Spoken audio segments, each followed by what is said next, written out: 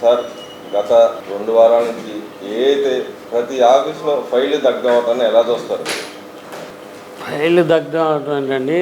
దొంగలు ఎప్పటి నుంచో కాసు కూర్చున్నారు. ఈ మన మదనపల్లి ఫైళ్ళు పొంగనూరు రెడ్డి గారు ఒకళ్ళే అనుకున్నారు. అసలు హెడ్ ఉన్నాడు కదా సీఎం, అదే జగన్మోహన్ రెడ్డే అసలు దొంగ. ఈ ఫైళ్ళు మొత్తం తగలబెట్టిస్తున్నాడు. రోజుకోటి ప్లాన్ ప్రకారం చేస్తున్నారు. ఎంప్లాయీస్ ఇప్పటికీ కూడా ఇంకా జగన్మోహన్ రెడ్డి చెప్పినట్టే నడుస్తున్నారు సార్. ఇప్పటికీ కూడా జగన్మోహన్ రెడ్డి కన్సర్న్లోనే ఫైల్స్ తగలబెడుతున్నారు. ఎందుకంటే ఈ ఎంప్లాయీస్ని కూడా బ్లాక్మెయిల్ చేస్తున్నాడు అనుకుంటా. వీళ్ళు కూడా దొంగతనం వీళ్ళు కూడా చేశారు కదా. అంటే మీరు నేను అప్రూవర్గా మారుతాను, మీ దొంగతనం బయట పెడతానని జగన్మోహన్ రెడ్డి వీళ్ళని బ్లాక్మెయిల్ చేస్తున్నాడు అన్నట్టు ఉంది.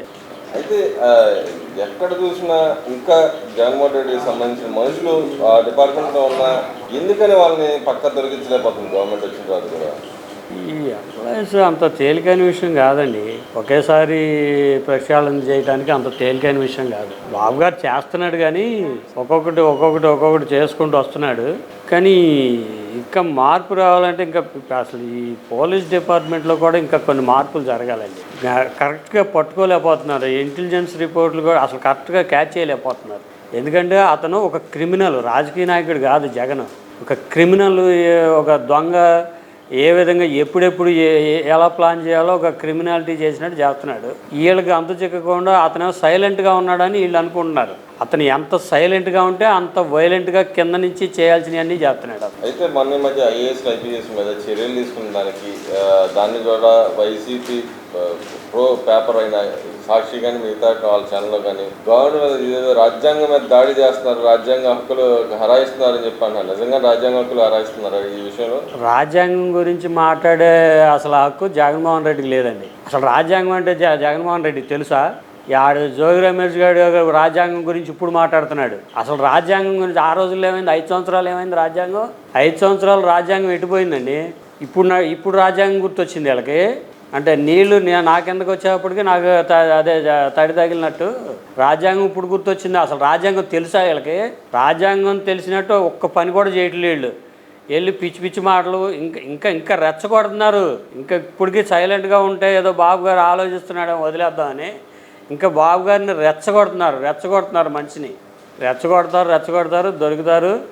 రాజ్యాంగం ప్రకారమే జరుగుతాయి అన్నీ. అంబేద్కర్ రాసినట్టే జరుగుతాయి. వీళ్ళ సొంత రాజ్యాంగం నడిచింది 5 ఏళ్ళు. అట్ట వీళ్ళు మేము నడిపించాం. బాబు గారు అట్ట నడిపించడు. పద్ధతి ప్రకారం వెళ్తాడు బాబు గారు.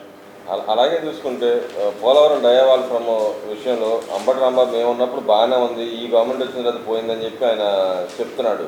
గతంలో కూడా పవర్ పాయింట్ ప్రజెంటేషన్ ఇచ్చాడు. చంద్రబాబు నాయుడు గారు ఉండగా ఇంత మట్టిగా కట్టారు, ఇక్కడి నుంచి కట్టలేదు అందుకే పోయింది అన్నట్టుగా అప్పట్లో చెప్పాడు ఆయన. ఆయన చెప్పిన దానికి 2 మాటలకు ఎలా చూడవచ్చు అంటారు? ఓ పక్కన మా టైంలో పోలేదని ఆయన చెప్తున్నాడు, అంతకుముందని పోయిందని ఆయన చెప్తున్నాడు. దాన్ని ఎలా చూడొచ్చు అంటారు? అతను అంబటి రాంబాబు ఒక పిచ్చి కుక్క. అతని గురించి మాట్లాడుకో ఆడికి గంట అరగంట తప్ప రెండోది ఏం తెలియదు అంబటి రాంబాబుకి. అసలు ఆ నీళ్ళు ఎక్కడ ఉన్నాయో, గోడ ఎక్కడ ఉందో, డ్రైవర్ హాల్ ఎక్కడ ఉందో అడిగి తెలుసా? ఇప్పుడు ఆయన వెళ్ళాడా? అదొక పిచ్చి కుక్క. మన అన్న క్యాంటీన్ల గురించి మాట్లాడుతాడు. అన్నం పెట్టి ఆడలేని ఎదవ. 5 సంవత్సరాలు అన్నం పేరు మార్చుకొని అన్న క్యాంటీన్కి బొమ్మ వేశారు, ఎన్టీఆర్ బొమ్మ వేశారు, ఆ బొమ్మ వేశారు, ఎల్లో కలర్ వేశారని చెప్తున్నాడు. 5 సంవత్సరాలు నీ కలర్ నీ బొమ్మ వేసుకుని అన్నం పెట్టి ఆడమన్నారు. అసెంబ్లీలో కూడా అడిగారు బాబు గారు, మీ బొమ్మ వేసుకుని మీ పేరు మార్చుకుని అన్నం పెట్టండి జనానికని. ఆ కనీసం పట్టెడు అన్నం పెట్టలేని యాదవ్లో ఇట్టగే మాట్లాడతాడు అంబటి రాంబాబు. అసలు సిగ్గు, శరం, మానం, అభిమానం ఏమీ లేవు అది అంబటి రాంబాబుకి. అన్నీ వదిలేశాడు. అయితే దానికి సంబంధించి పోలవరానికి సంబంధించి ఇప్పుడు మళ్ళీ ఎస్టిమేషన్ కాస్ట్ మళ్ళీ పెరిగిపోయింది, 15,000 కోట్ల దాకా పెరిగిపోయింది కదా. దాన్ని సెంట్రల్ గవర్నమెంట్ అప్రూవల్ కోసం ట్రై చేస్తున్నారు. గత ప్రభుత్వం చేయకపోవటం వల్ల నష్టపోయింది అని చెప్పి క్లియర్ కట్గా ఏదైతే సర్వే వాళ్ళు ఎవరైతే నిపుణుల బృందం చెప్పిందో దానికి అనుగుణంగానే చేయడానికి అది జగన్మోహన్ రెడ్డి చేసిన పాపం. అది 5 సంవత్సరాలు రివర్స్ టెండరింగ్ పెట్టి నాశనం చేసి జగన్మోహన్ రెడ్డి చేసిన గవర్నమెంట్కి నష్టం చేశాడు. అది సర్వనాశనం చేశాడు దాన్ని. అది ఒక జగన్మోహన్ రెడ్డి చేసిన పని వల్లే ఎంతంత నష్టం జరుగుతుందో ఇప్పుడు అంతా జగన్మోహన్ రెడ్డి దగ్గర నుంచి వసూలు చేస్తే బాగుంటుందని నా అభిప్రాయం. అలాగే చూసుకుంటే రోజా గారు ఆడుదా ఆంధ్రలో దాదాపు 100 కోట్ల దాకా ప్లస్ ఈ ఎవరైతే జోగి రమేష్ ఉన్నాడో ఆయన కొడుకు సంబంధించి భూదందా గురించి ఒక్కొక్కటి బయటకు వస్తుంది. వాళ్ళు ఇప్పుడు కుల రాజకీయం, జోగి రమేష్ అయితే కుల రాజకీయం తీసుకొచ్చాడు, నా కులం మీద నా మీద దాడి చేస్తున్నా అని చెప్పి అన్నాడు. ఈ రెండింటిని ఎలా చూడొచ్చు? జోగి రమేష్ కులం ఇప్పుడు గుర్తొచ్చిందా? అతను రేపల దగ్గర అమర్నాథ్ గౌడ్ని ఆ కుర్రాడిని పెట్రోల్ పోసి తగలబెట్టినప్పుడు జోగి రమేష్ కులం గుర్తు రాలేదా? అప్పుడు రాజ్యాంగం గుర్తు రాలేదు ఇతనికి. అప్పుడేమో కులం కూడిపెడద్దా అని అడిగాడు ఈ వేస్ట్ పేలు. ఇప్పుడు ఆ కొడుకు వయసు ఎంత అండి అతనిది? చంద్రబాబు నాయుడు గారిని ఆయన వయసుకి ఆయన్ని రోగ్ అని పిలుస్తాడా? చంద్రబాబు నాయుడు గారి వయసు ఎంత, ఎంత ఈడు బతుకెంత? చంద్రబాబు నాయుడు గారు రోగ్ అని పిలుస్తున్నాడు అదే ఎలక్షన్ టైంలో. ఆడికి అసలు బుద్ధి జ్ఞానం ఉందా? అన్నం తింటున్నాడు. అసలు వయసు ఎంత, బాబు గారి వయసు ఎంత అండి? మాట్లాడటానికి సిగ్గు శరం ఉండాలా? అసలు జోగి రమేష్ అసలు మాన మర్యాదలు, అసలు సిగ్గు సీమినెత్తురు అన్నీ వదిలేసేటండి. అసలు అతనికి ఏమీ లేదు. ఇవాళ ఎట్ట బయటపడాలా? కులాన్ని అడ్డం పెట్టుకున్నాడు. నేను గాంలో ఉండి అని చెబుతున్నాడు. సిగ్గు శరం ఏమీ లేదు. అసలు మొత్తం వదిలేసాడు. మానాభిమానం లేవు, మొత్తం వదిలేశాడు. ఇవాళ కులాన్ని రెచ్చగొడుతున్నాడు. ఈ అసలు గౌడు కులంలో చెడబొట్టిన జాతిలో చెడబొట్టిన చీడ పురుగు జోగి రమేష్. ఇతను మాట్లాడటానికి రాజ్యాంగం గురించి అనర్హుడు.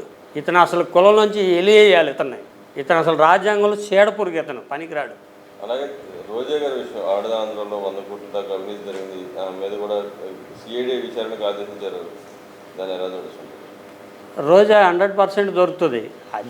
ఈ ఒకటే కాదు, ఆ తిరుపతిలో కూడా ఘోరమైన నేరాలు చేసింది. అయితే 100 మందిని వేసుకొచ్చి టికెట్లు లేకుండా డైరెక్ట్గా తీసుకెళ్తాం దర్శనానికి. ఒక్కొక్కరికి 25,000, మనిషికి 25,000 వసూలు చేసింది. ఆ నగరం నుంచి వందల మందిని తీసుకొచ్చి లోపలికి పంపించి డబ్బులు తీసుకొని అరాచకాలు. ఇది ఒకటే కాదు, ఆడదాంధ్రనే కాదు, ఇంకా చాలా ఉంది. బెంజ్ కార్లు ఉంది, ఇంకా చాలా అరాచకాలు ఉన్నాయి. అన్నీ బయటకు వస్తాయి, అన్నీ తీస్తారు. మన తెలంగాణ కవిత కన్నా ఇంకా ఘోరంగా ఉంటుంది ఈ పరిస్థితి నెక్స్ట్. అలాగే చూసుకుంటే నిన్న ఏదైతే CCTV సంబంధించిన అంశంలో నిన్న బాబు గారు వెళ్ళారు, అక్కడ కొన్ని కంపెనీలతో MOU కుదుర్చుకున్నారు. దాదాపు నిన్న ఒక్కరోజే 12 కంపెనీలు సుముఖత వ్యక్తం చేసినాయి. దానిలో భాగంగా కొన్ని జపనీస్ కంపెనీలు పాత గవర్నమెంట్లో మాకు ఇన్సెంటివ్స్ కానీ ఇవ్వకుండా మమ్మల్ని హెరాస్ చేసినాయని చెప్పి వాళ్ళు వాపోయారు. దాన్ని ఎలా జరుగుతుంటారు? బాబు గారు అంటే నమ్మకం అండి. ఇండస్ట్రియలిస్ట్ బాబు గారు అంటే నమ్మకం. కంపెనీలు అన్నీ వస్తాయి, బాబు గారిని నమ్ముతారు. బాబు గారికి పేదలకి అన్నం పెట్టాలి, 100 మందికి ఉద్యోగాలు ఇప్పించాలి, ఆ 100 మందికి 100 కుటుంబాలు బతుకుతాయి అనేక ధోరణిలోనే బాబు గారు చూస్తాడు తప్ప కక్షలు, గొడవలు, ఈ కొట్లాట్లు బాబు గారి నైజం కాదు. బాబు గారిని రాష్ట్రాన్ని బాగు చేసే ఆలోచనలో బాబు గారు ఉన్నారు. అభివృద్ధే పని మీద ఉన్నారు. ఢిల్లీ పరిగెడుతున్నారు. వీళ్ళ దగ్గరికి వీళ్ళ కాళ్ళు పట్టుకొని అసలు అభివృద్ధి చేయడానికి తాపత్రయపడుతున్నారు బాబు గారు. లేకపోతే ఆయనకి ఎందుకంటే ఆ వయసులో ఇప్పుడు 5 సంవత్సరాలు ప్యాలెస్లో కూర్చున్నాడు, బయటికి రాకుండా ఏదో పొక్కలేలతోనూ పోలీసులతో పరిపాలించాడు. బాబు గారు మరి తిరుగుతున్నాడు ఎందుకు? కష్టం చేస్తున్నాడు, కష్టపడుతున్నాడు, 24 గంటలు కష్టపడి తిరుగుతున్నాడు, జనం కోసం జనంలో తిరుగుతున్నాడు. అది నాయకుడు అంటే, నాయకుడి లక్షణం అంటే అలా ఉండాలి. జనానికి న్యాయం చేయాలి. నాయకుడు అంటే ఏదో ఇంట్లో పడుకుని పెబ్జీ ఆడుకుని తినేసి పడుకోవడం కాదు. అలాగే చూసుకుంటే జగన్మోహన్ రెడ్డి గారి ఇంటి ఖర్చులకు సంబంధించి ఒక్కొక్కటి బయటకు వస్తుంది. దానిలో భాగంగా ఏకపఫులకే 3,75,00,000 ఖర్చు పెట్టారంటే దాన్ని ఎలా చూడవచ్చు అంటారు? అంతకుముందు ఎలుకలు పడడానికి 1,40,00,000 ఖర్చు చేశారని చెప్పి చూపించేది, దాన్ని ఎలా చూడొచ్చండి? మొత్తం కుంభకోణమే కదండి. ఎలుకలు పడి తినేస్తాయి, ఎగ్గు పప్పలు తినేస్తాడు. ఇంట్లో ఊడ్చే వాళ్ళకి, ఇంట్లో చాక్లెట్లకి అంట, ఏంటి ఇంకా చాలా ఉన్నాయి. ఇల్లు క్లీన్ చేసి బూజు తొలిపించుకోవటానికి కోట్లు అంట, 2 కోట్ల పైన. అన్నీ బయటకు వస్తాయండి. ఏ ఒక్క రూపాయి వదిలిపెట్టే ప్రసక్తి లేదు జగన్మోహన్ రెడ్డి దగ్గర నుంచి. పూర్తిగా రిటర్న్ గిఫ్ట్ చాలా పకడ్బందీగా ఇస్తాడండి.